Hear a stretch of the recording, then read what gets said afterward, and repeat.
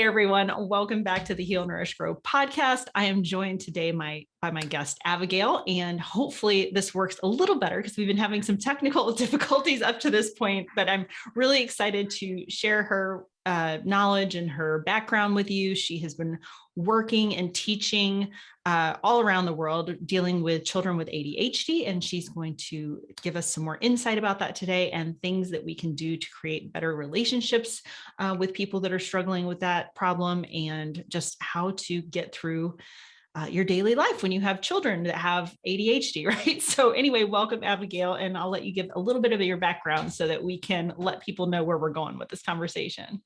With pleasure. And thank you so much for inviting me. It's really a pleasure. It's a pleasure being here, a pleasure meeting you.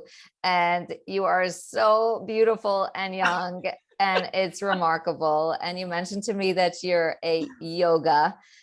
What do we call those? Yoga instructor, yoga teacher. Yeah, I'll answer. I feel like there's a better name for that. But okay, we're going to go with yoga instructor. I have a 19-year-old daughter who's also a yoga instructor, but I feel like that is definitely the secret of your absolute beautiful young looks. Because we just discovered that you're older than me, which is slightly insulting to me. Oh, not by much, though. Be real. So back to the ADHD story. Yes. I will begin as a young teacher when I was 20, and I started teaching in a school actually in Queens, New York, for Russian and Ukrainian immigrants. So in my classroom, the Russians and the Ukrainians were together. Imagine that now, right? Yeah. Anyhow, we didn't have any language in common because the kids had just literally gotten off the boat and they were acclimating to America, but it was English as a second language class. And I had a few students who were incredibly fantastic because they were smart and energetic and curious. I managed to understand what they were saying a little bit, and I loved them. I was just crazy about them, but I could not get them to behave at all. And interestingly, at the same time, when I was teaching a lot of these kids, most of them boys at that time, although in my family, it's equal opportunity ADHD. I met my husband at the same time. And it's very clear that I like these very energetic people, because when I was dating him, it was like, wow, this guy's super energetic. I'm wondering why that's so interesting to me. And so in the classroom and at home, clearly energetic people is my style. So I find working with ADHD to be quite fascinating and a lot of fun. So fast forward a couple of years, we were living in Moscow, and my oldest was in a class where she was learning to read and write English, Russian, and Hebrew, and succeeding at all three of them. But while she ran around the classroom and took little trips into the hallway, and the teacher let her take her shoes off, and she was just flying high, amazing student. We get back, then we traveled to Israel. And we like to kind of confuse our kids with foreign languages and stuff and keep them on their toes. And she gets put into a classroom of 30 kids. And in Moscow, it was a smaller classroom. It was quieter. They had much more resources. And the teacher immediately, within a couple of days, is like, you got to take this kid for an evaluation. I was stunned when my child was diagnosed with ADHD, despite being a special education teacher. You'd think I would recognize it, but we tend to not recognize things in our own kids. And the teacher, the doctor diagnosed her and immediately gave me a prescription for Ritalin. It didn't sit right with me. Something was bothering me. I'm looking at her, I'm saying she's intelligent, she loves to learn, she's not disordered, and she doesn't need a daily medication to keep her going. There's something else going on. And at that point, I really started taking a deep dive into what the ADHD story is, what's causing it, why are these symptoms happening? And that's when I really started to discover health, fitness, diet, exercise, nature, and their incredible effect on our children's behavior. So that's really the beginning of the story. Yeah. And I mean, obviously there's so much more to this story, but one of the things that you mentioned there that I think is really relevant to people, and maybe this is why you mentioned it, is that in one sort of classroom situation, your daughter was thriving, and it was because she was kind of allowed to be more herself, for lack of a better word, or just to kind of get out her energy a little bit in different ways. Or again, having her shoes off, like just connecting with the earth, that grounding idea, like that maybe those things Right. were intuitively helping her. And she just didn't even know it yet or hadn't identified it. And then going into a different kind of classroom where it's very regimented and you're expected to, sit in your desk for 8 hours a day or something like that. I mean, Yeah. that would make anybody kind of crazy after a while. So you identified this in your own children. And after deep diving into it, I would imagine that gave you insight into your previous experience as a teacher, where you were probably dealing with that and just didn't know it yet. So, Well, I actually did know it. yes. I actually, as a teacher, and that's what's even more ironic about this, is that as a teacher, I developed an entire program for kids with ADHD in a regular classroom in an inclusion setting. And so I really knew how to deal with ADHD in the classroom, which is why when my daughter was in first and second grade, I was saying, great, they're doing great. This is fantastic. She's really thriving. And so I did have the background, and but it didn't occur to me that what they were describing as ADHD and my kid was the same thing. And can you maybe go into a little more detail there? Because I do think it presents in different ways in different children. Some have more of a hyperactive component, some have, and I only remember like the basics of this from back in my psychology degree. But I'm expecting that it has evolved even vastly so much more since then. So could you go into, you said you didn't like kind of recognize that in her initially, maybe because you're her parent, you said number one, but also maybe just it presented differently, or kind of, how do people know like that they should be looking for that, or what do they look for even? So let's begin by saying, first of all, it probably hasn't evolved that much since your degree, because it's really the same list of symptoms, and the symptoms we're looking at is a hyperactivity where a kid is kind of living on the edge, doing more dangerous things, very, very spontaneous, not thinking things through, which burns relationships and gets the kid into a lot of trouble very often, breaks into conversations between adults, will have a tantrum in the supermarket for not getting the candy that he wanted and the other candy and the other one. And it's very much and there's also the dreamy aspect of it. There's the more quiet kid who's going to be, sitting and looking out the classroom window, and you have this beautiful window behind you, and I'm kind of like wanting to look out there myself, but they're looking out the classroom window, they're dreaming, they have all sorts of ideas. So what we're seeing really is socially, they tend to burn bridges on the one hand with the hyperactivity and spontaneity, and on the other hand, from being too withdrawn and not really knowing the cues socially.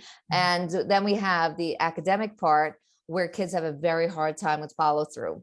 If they're not interested in what you are teaching them, you've lost them.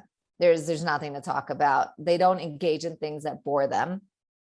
And they have a very hard time with transitions from one class to the next, from class to recess, then recess back to class, and follow through, which would be homework. Getting a fully responsible homework. They tend to be much more disorganized. And then, it's emotionally, we would see them being much more emotional. On the one side, being more sensitive to what's going on around them. I'll have clients who say, I can't shut myself off. I'm just aware of every single emotion that everyone in the house, everyone in the room is having. And on the other hand, they're also very emotionally sensitive about themselves. They get hurt quickly, and they carry that emotional stress around with them all day long. So that's in a nutshell what we're seeing with kids with ADHD. But I began by saying that it's a list of symptoms, which means that these are challenging symptoms, but they're being caused by many different things. There's different reasons. So the list of symptoms is kind of simple to identify. What's much more challenging is why. Why are they having these symptoms? And there is not one answer to this. And in your work, have you started to identify reasons that are slightly more common than others, or is it really just all across the board? So actually in my book, I identify and really break down and work through the most common causes. I would say the most common cause is an instant gratification personality. And right. So that's the kid who wants things now and fast and interesting and fun and dangerous, and novelty is the name of the game. But here's the problem: that doesn't work in our society, because or anywhere. It doesn't work anywhere, because even though it's a healthy personality, and the truth is that this kind of healthy personality really can lead to super greatness. Like the kid could really go far as an entrepreneur, as an inventor, as a I don't know, there's so many things that this person can do.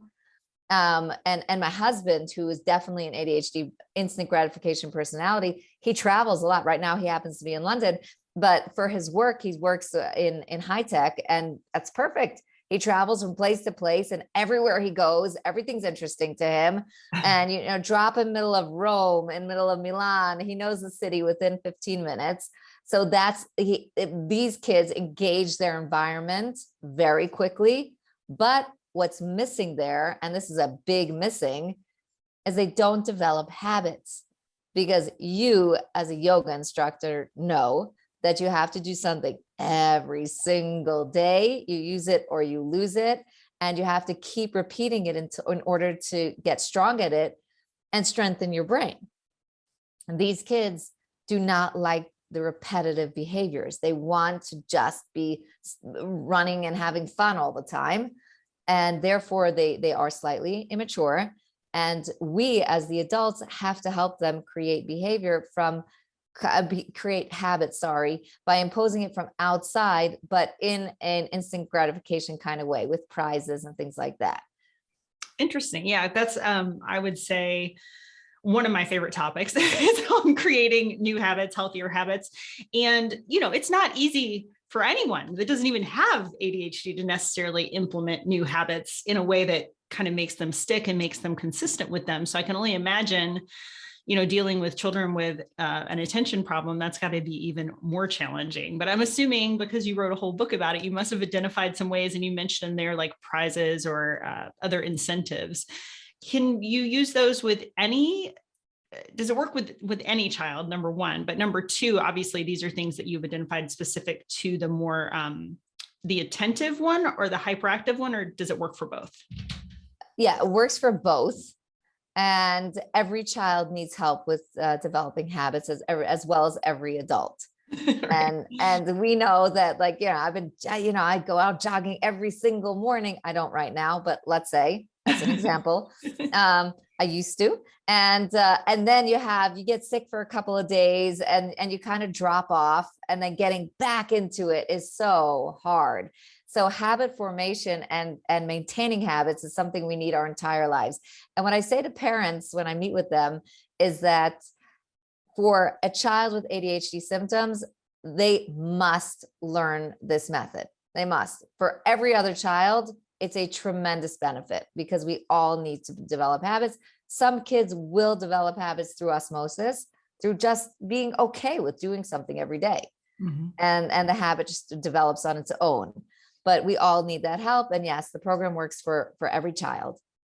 That's awesome. So even if you're listening to this and if you know that your child does not have ADHD, or you think they might, or that they don't, it doesn't matter. They could really use these methods as just general healthy behavior adjunct to whatever else they're doing with their kids for education or for habits or sports or whatever it is.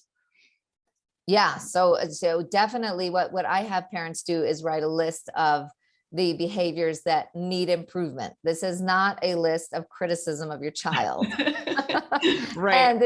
And it's important that parents know, especially for a kid who is an instant gratification kid, that child wants your attention, and wants your attention strong, which means that if you are yelling at your child and trying to get your child to behave or develop a habit by yelling or criticizing, then they just want you to yell and criticize more, because they want your attention.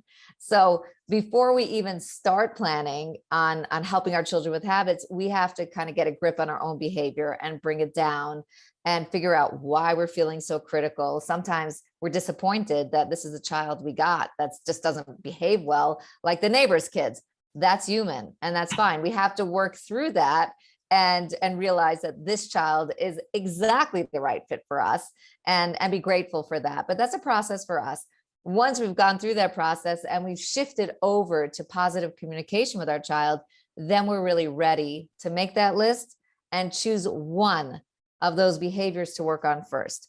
When we choose all of them at once, then everything falls. If you're going to try to eat your paleo diet and exercise and visit with friends and have time for yourself while you're being a fabulous mom, forget it. You're just going to be like cuddled in the corner, with your thumb in your mouth in your bed because everything failed. So don't do that. One at a time. And let's say going to bed at night. I like to start with that because we get up better in the morning when we've slept. That's a little trick I've learned.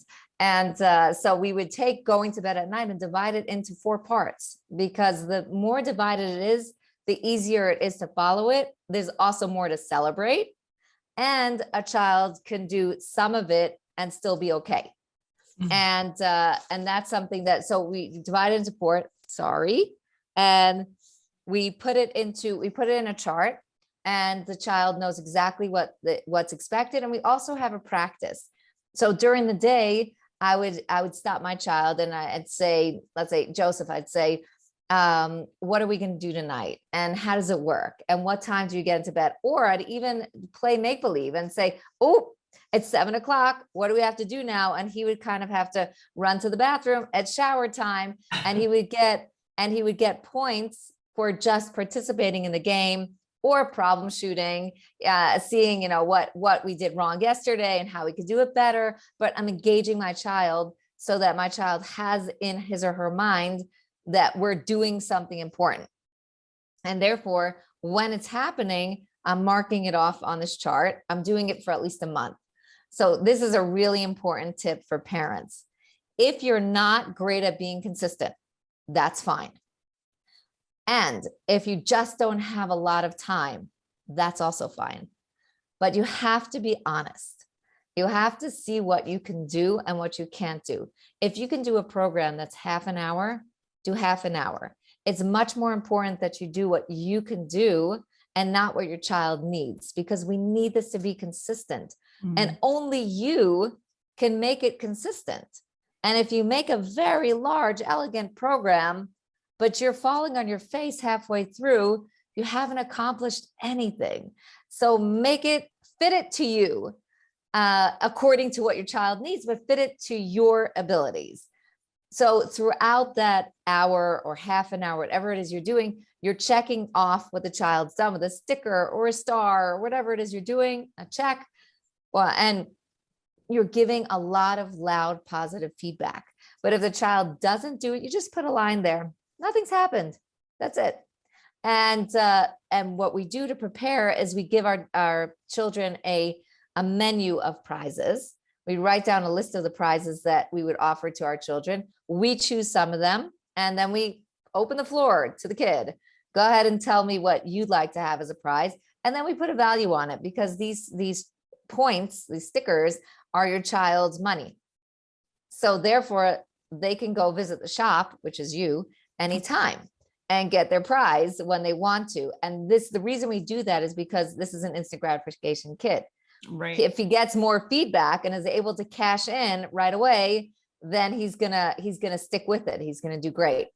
And we also want those prizes to be more experiential than a prize that he can play with, because those prizes he'll lose, he'll step on and break, all that stuff.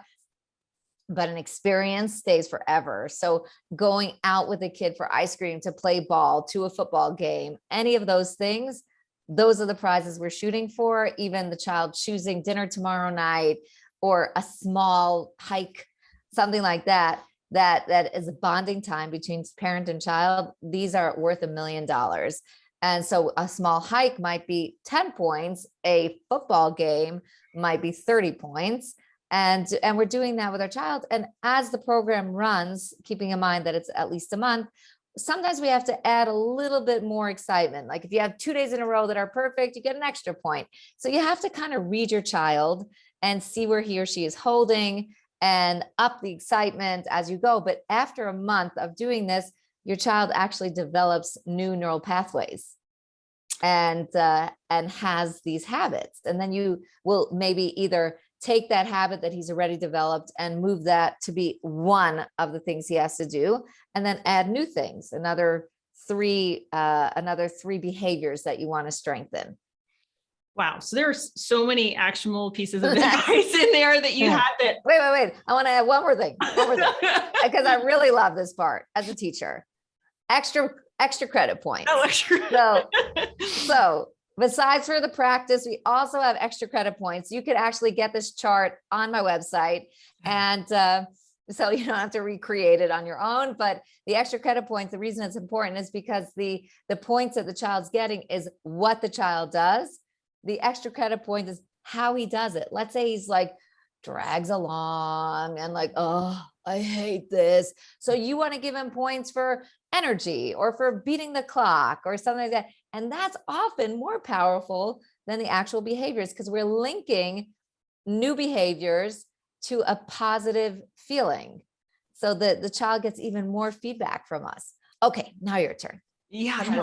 Oh my gosh. I hope I didn't. So the one thing I wanted to highlight that you said was, because again, I think this is relevant for not just working with kids, but only pick a few things. We're not going to try to change our whole life in a day. I mean, we'd all love to, but that's just not practical and not sustainable, and not something that you can be consistent with. Taking small little chunks, and people have heard me talk about this ad nauseum, but starting small and just being consistent with that for a while, and then building on those habits. So I love that. And I just wanted to highlight that. Also the resources on your website, that's amazing. People don't need to create the wheel. They're already stressed out enough trying to manage a child with a condition that they're not maybe totally comfortable dealing with. And the last thing is this point system. So I love this so much. And our boys are, how old are they now? Let's see, one's 17, one's 17, and one is about to turn 15. And I can see. Oh, you've got your hands full there. Yeah, I can see that this would have worked amazingly well with them when they were younger. But I'm just wondering about, do you have any tips for parents, like as children get older, when their rewards start to be, spending time with the parent, even though they want that attention? As a teenager, that's probably not hitting with them the same way that it did when they were younger. So any advice as a child gets older? Hopefully, if you're doing this program, they're implementing a lot of new skills. They're learning these habits that are going to help bring them to those next levels. But what becomes the reward as they're older, or does it become more innate where it just gets ingrained? How does that play out? Wouldn't we love for it just to be innate? Yeah. It just happens. And you're talking about teenagers. I actually have 6 kids, thank God. And I've got a good bunch of them that are teenagers right now. And the fact that you and I are both smiling is really a miracle of nature. Right. But no, not innate. What we have to do is we're still doing the same thing. Sometimes at that age, kids are like, don't give me a chart. Very often. And that's age appropriate. And when they want a chart at that age, I kind of worry that the child's a little bit immature. Like, please reject my chart. What I do more is agreements where so with an agreement, first of all, we have to add something negative. Let's say my son, I'll give you a real life example. Yes. My son, who just entered teenagehood, I'm not into phones. I'm not into smartphones. I'm not into screens, because they really kind of rob our children of their free abandon, curiosity, fun, play with friends, spontaneous, good childhood stuff. Mm-hmm. But then it comes to a certain age where you kind of can't say no anymore, because all the friends have it and that's the way they communicate. So your son will become the kid who doesn't know anything and never goes anywhere because he doesn't have a phone. Mm-hmm. So I've agreed to it, but the reward is the phone. And there are certain things that, certain things that certain apps that he's allowed to have, certain he's not, certain hours and all that stuff. But with that, if he abuses that privilege, which is a privilege, and he earned it, then the phone has to be taken away and stuck in the safe for we have a gun safe because we live in the Middle East, but Mhm. and so we would stick it in the safe for a couple of days, and it's very clear. So on the one hand, we're giving our teenagers rewards, either money or electronics or other things like that. And I still want things together. Like two of my teenagers went out camping with their father for 2 days, skiing. Notice how I say their father, because Yes. I don't like camping. When I get there, it's okay. But or a skiing trip once again with their father. And so those are things that a teenager will be excited about, but we have to ask our teenager what they want. Usually teenagers are fairly clear on what they want. They're not shy. So yeah, we're shifting the prizes over. And what we're doing, since we're doing an agreement, we're kind of keeping track of it in not in chart form, but in like daily. I would just write down in my calendar or my Google Calendar, I'd write down like, well done, like per day. Mhm. And if we have one day at a time, then that would be rewarded maybe with money. And then if we have, again, I would discuss that with my child. Would you like to add to that if you have a string of days? 1 week, 2 weeks. Mhm. How about if we discuss something bigger? The football game is still going to be good. Even more money is going to be even better. But there are a lot of experiences that our teenagers want, scuba diving, things like that, that they really would like to have. And we're not necessarily going to just on a regular old Tuesday take them to scuba dive. So we add that. No, those are great. And I think it's important to like know what's age appropriate, because you did mention that phrase in this. And I think, every couple years, I mean, they change so quickly, right? So you got to just Yeah. reevaluate what motivates them and what's the reward. And well, like you said, money is always a good one for teenagers. They're pretty motivated by that. I guess I wanted to also, since you've been doing this work and getting deeper into it, one of the things that I ran across so when I got my psychology degree, that's a very long time ago now. And one of the things I remember thinking about at the time, I was working with kids at Children's Hospital doing this internship. And my concern was that, and this is proven true over the years, that ADHD is just getting more and more, I'm going to say prevalent on one hand, but more and more diagnosed on the other hand. That's the argument. Yeah. Yes. And I just am curious, having this very concrete experience that you've had with your own children and with people that you've worked with, do you think that it is sometimes overused, or that kids can struggle with this when they're younger and maybe grow out of it? And then if that's the case, maybe they didn't truly have like that ADHD to start with, but they had something else. But I think you know where I'm going with this question. It's just like, I'm just curious if you think it's for the most part accurately diagnosed, and if there's anything for parents to kind of watch out for. Like I think some teachers are kind of overly anxious to put kids on medication when they're just Oh having yeah. behavior trouble in the classroom. So I Yeah. just think there's like kind of two sides of it. And I'd just be curious, as the expert on this, where your thoughts fall in line with that. So that is a great question. And there is so many answers to this. Let's start with ADHD as a diagnosis in itself.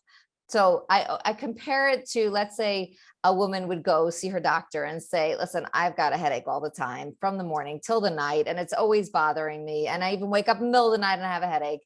And the doctor would listen and do some evaluating and checking and then say, I know exactly what's wrong with you. You have chronic migraines. And it's like, you didn't tell me anything just now, doc. Like I said to you that my head hurts all the time. You're just packaging it in new words, which thank you very much. But really what ADHD is essentially, it's a descriptive diagnosis, and it doesn't necessarily connect with a very specific brain disorder. They're still looking for it. 2017, there was a huge study where they were still trying to prove that ADHD was a neurological disorder. Even there, they only found that 5% of kids maybe had some kind of varied brain. So they've been looking for this cause of ADHD and exact diagnosis of ADHD since 1978, 79. Like, so that's a lot of years. So since they've had so much time, I'm going to go with ADHD is a descriptive disorder. And therefore, we have to focus on, is it diagnosed correctly or not? It's hard to diagnose descriptive things. If you have a sore throat and the doctor says, you have a sore throat, then the doctor's diagnosed it correctly. Okay, that was easy. Now what? Why do you have a sore throat? Is it COVID? Is it strep? Is it because you didn't sleep very well or you were screaming all night long? Like, there's so many reasons why your throat's hurting. So is it, first of all, let's go with yes, it is way more ADHD now than there was when I started teaching. And that's not even a question. So ADHD diagnosis and actual ADHD symptoms in the classroom, out of the classroom has definitely gone up. The question is why? And there's a lot of answers for that. And I would say that, first of all, since you are into healthy lifestyle and proper diet, let's look at our diet. Our kids are drowning in chemicals. Their environment is just getting dirtier and dirtier. Very few kids eat clean. They are eating processed food. My daughter was helping out at a kindergarten the other day, and she said she's feeding them these little cute little kids. And she said they all have runny noses. And then the head kindergarten teacher gives her the food to give the kids. And she's like, oh, that's why they all have runny noses. She's giving them like white, soft pasta with cheese on top. And yeah, now that's why they have. So our environment, the way the kids are eating is atrocious. We also have a disconnect between nature and our children. They just live in buildings with air conditioning and heat nowadays. The best way to get focused, to find your center, to learn new things in a natural way is to get out in the forest. As a little kid, I was outside all day long. I'm blessed that my kids also like to be outdoors a lot, and we take them out on hikes very often, but that's not the standard. And so those are two reasons. Also, the screens. And this is why I'm so anti-screens, because we've basically handed a poison to our children. And it's like saying, like handing your children pot or opening up the alcohol cabinet and saying, go right ahead, be my guest. And then they're not going to get addicted to it. So we've handed our kids something that's addicting them, that's also changing their behavior. And unfortunately, emotional and physical sexual abuse and trauma, as well as bullying, is going to add to it. We have a tremendous amount of bullying now, which is way up from what it used to, because we have cyberbullying, and the kids are suffering from cyberbullying, as well as the regular old bullying that you and I grew up with. And I didn't suffer from bullying, but many children did. So yes, there's more ADHD. We're not better at diagnosing it. We're better at poisoning our kids. We're better at making sure they don't move too often. And we're better at filling their minds with, stuff from a screen, as opposed to real life lessons. So our kids are not doing great, but diagnosing correctly would, to me, mean, and this is my call from the mountaintop, a correct diagnosis is answering the question, why is this child not flourishing?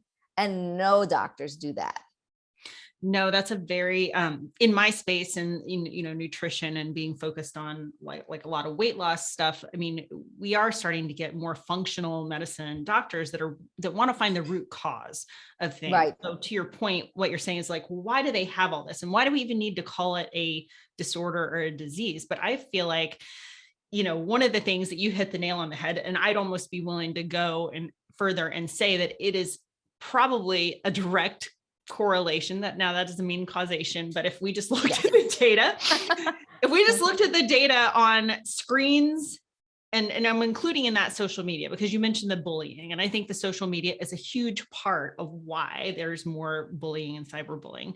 But the screens, you just look what they do to adults, grown adults that know way better. I was going to say like a more strong statement there, but see what devices have done to humans in general, but adults. You can't even get an adult to focus and have like a conversation without them all of a sudden, looking at something on their phone. And half the time they don't even know. They're just looking for that in psychology where you get that intermittent, like it's Pavlov's dog, because the notification rings or you get a text or something. It's this intermittent reward system that comes from Sure, you this hear that little device. ding and there's Yes, a prize at the other end of it. exactly. And so I'm thinking it even appeals to kids that do have these attention things. You're talking about that immediate gratification thing.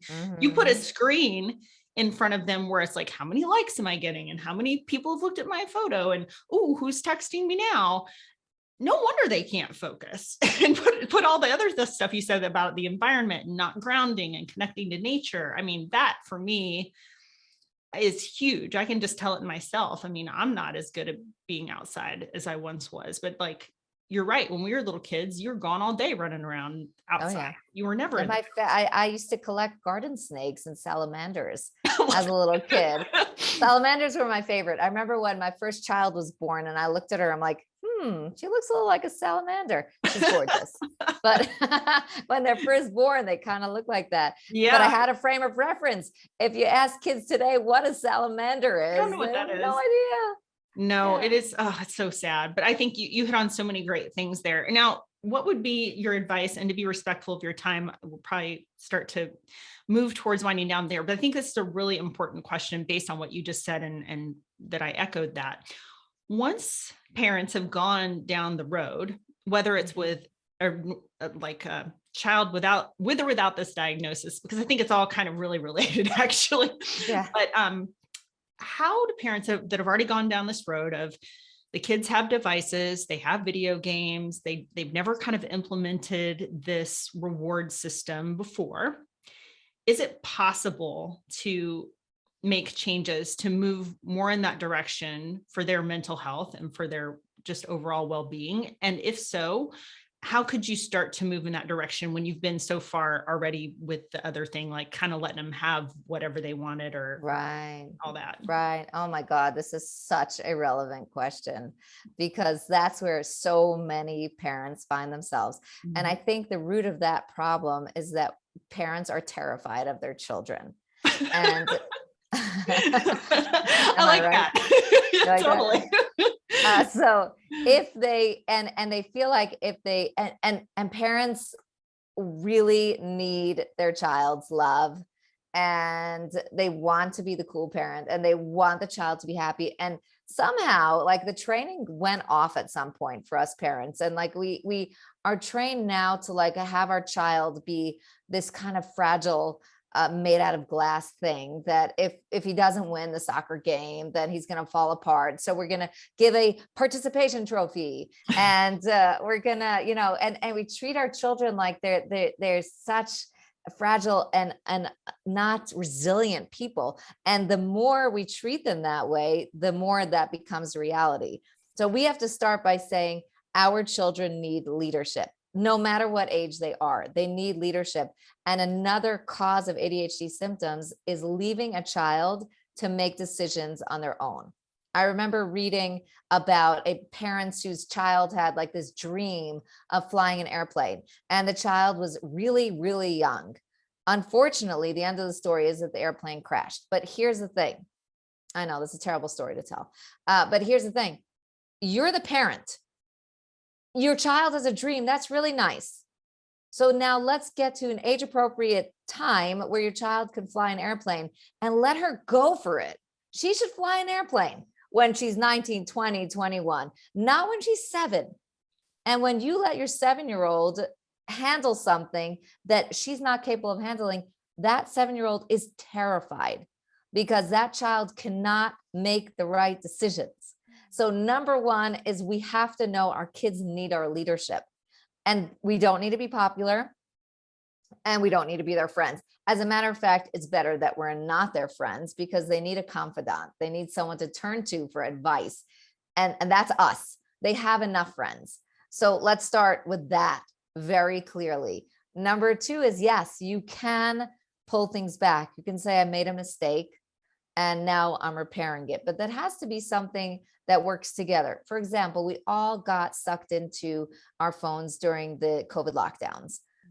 We all became addicts. And I know that with my 6 children and trying to balance who has Zoom when and finding computers, I'm running from computer to computer, writing to the teacher, checking WhatsApps every 6 seconds till I became that parent when there was a ding. I'm like, ooh, ooh, I wonder what's here. And that's me. And I'm the one who's telling everyone to get off their screens. So I actually handed my phone to my husband one day and I said, take it and block it so that I could only have, no more surfing the web for me. If I need to look something up, I will go to my laptop, but I don't want this in my hands anymore. I need to be consistent with my children. And I actually have a program in the book that helps parents walk through getting their children on board for the things that are important to them.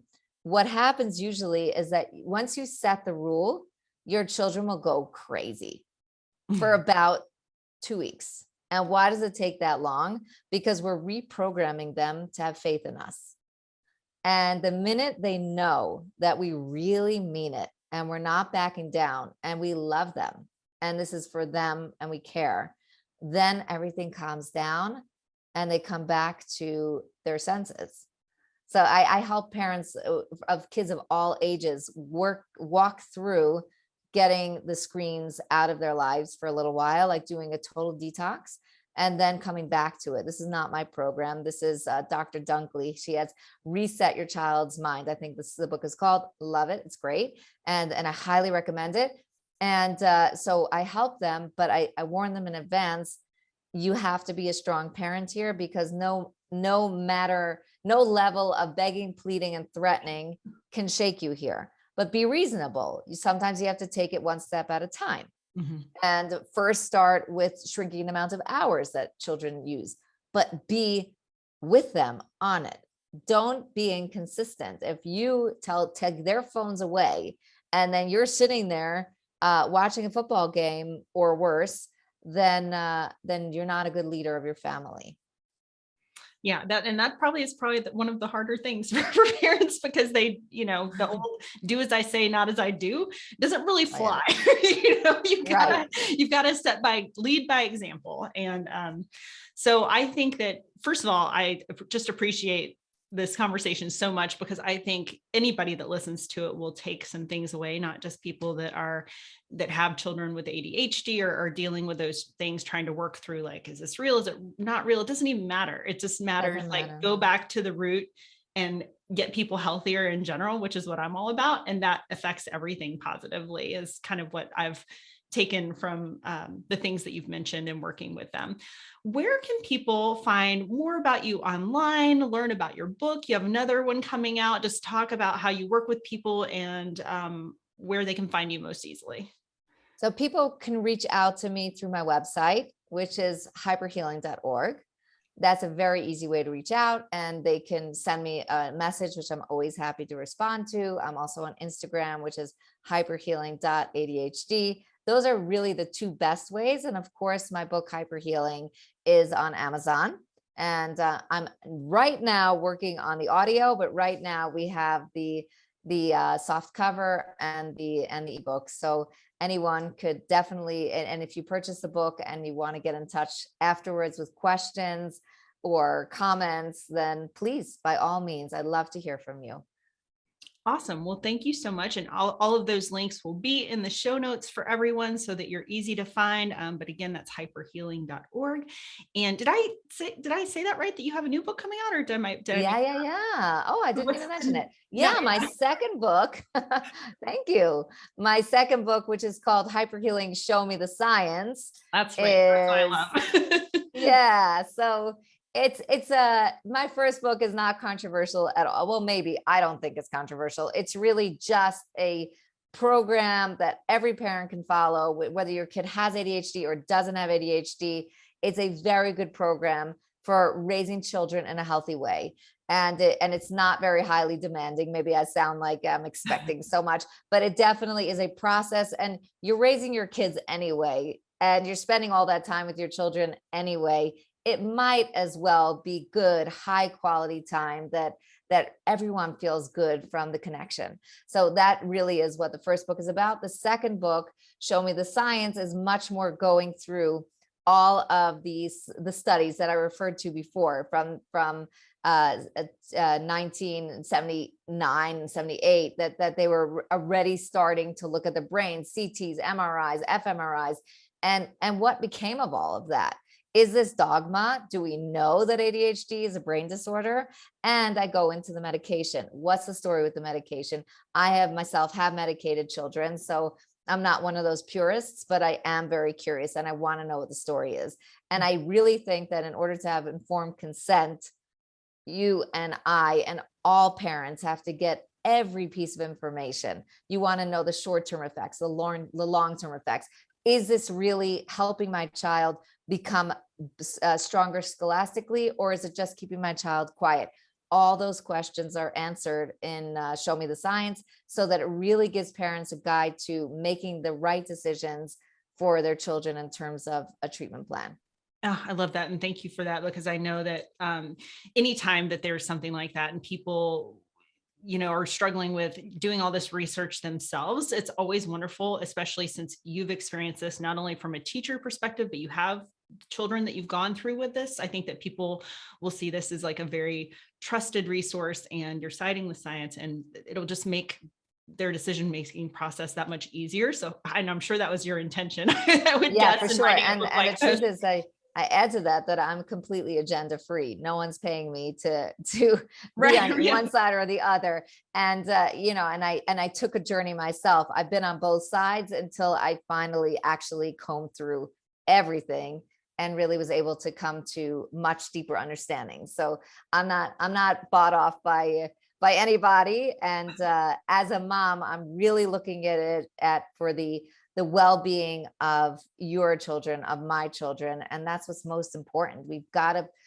to insert the children and their well-being into the story, and not other things that distract us. Yes. Well, thank you so much. I have appreciated this conversation immensely. I know that people are going to love it and get so much out of it. And thank you for taking the time today and sharing all your wonderful knowledge. My absolute pleasure. Thank you so much for having me. It's Yeah. been a really fun conversation. All right. We'll keep in touch. Thank you.